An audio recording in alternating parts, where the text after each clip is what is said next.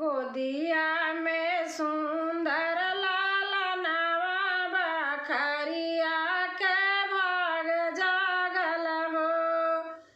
गोदिया में सुंदर लालनवा बखरिया के भाग जागल हो।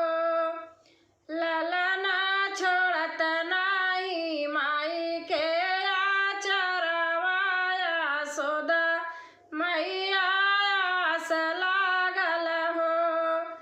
ललना छोड़त नाही माई के आचरवा यशोदा मैया आस लागल हो।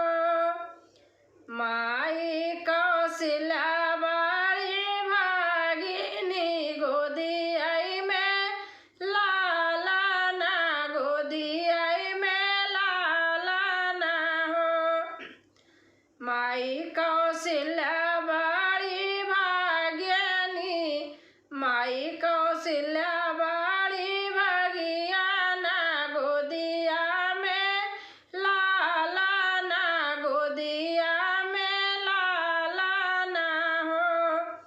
कि राजा दशरथ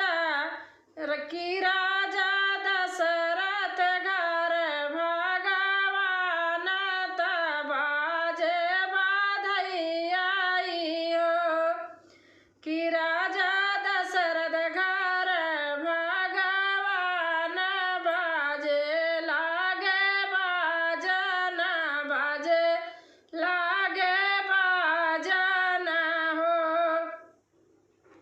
ललना छोड़त नाही माई के आचरवा यशोदा मैया आस लागल हो। ललना छोड़त नाही माई के आचरवा यशोदा मैया आस लागल हो। देवकी के कोखिया में जन्मे नक्षत्र बड़ा पावन नक्षत्र बड़ा पावन हो। देवकी के कोखिया में जन्मे नक्षत्र बड़ा पावन नक्षत्र बड़ा पावन हो। बेड़ी हथवा के खोले भगवान कन्हैया दिहल दर्शन कन्हैया दिहल दर्शन हो। बेड़ी हथवा के खोले